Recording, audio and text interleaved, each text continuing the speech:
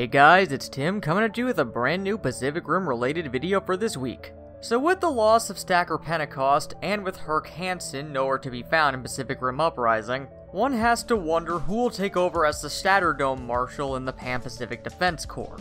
Just so that everyone's on the same page for how a Marshal works in the Pan-Pacific Defense Corps, a Marshal is responsible for all active Shatterdomes.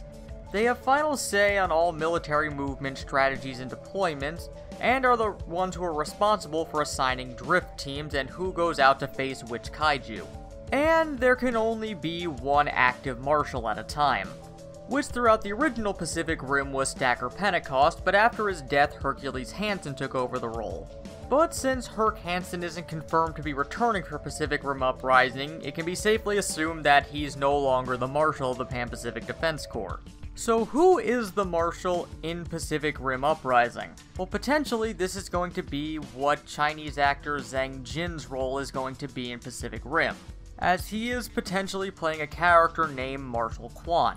The reason I say potentially is that the only places I can see where he's credited as playing this role are on Wikipedia and IMDb, which aren't the most reliable sources when it comes to these things when they don't have a direct source backing them.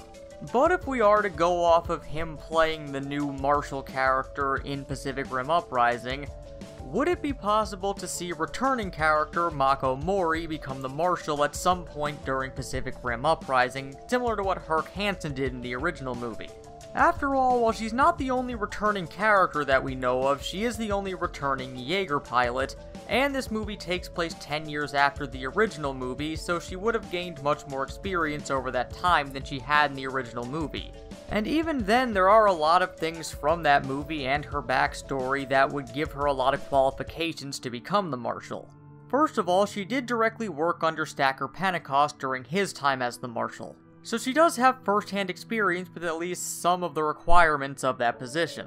Plus, like both Pentecost and Hansen, she is an experienced Jaeger pilot who was present during both the Hong Kong incident and the Battle of the Breach that ended the Kaiju War.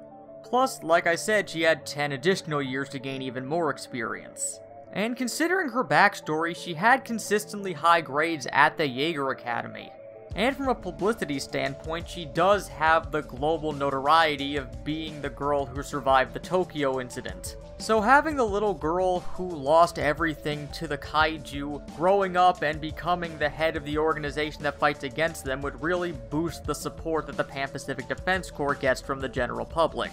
Well, at the very least being the head of their military operations. But what do you guys think? Do you think that we'll see Mako Mori becoming a Marshal in Pacific Rim Uprising? Well, as always, let us know down in the comments.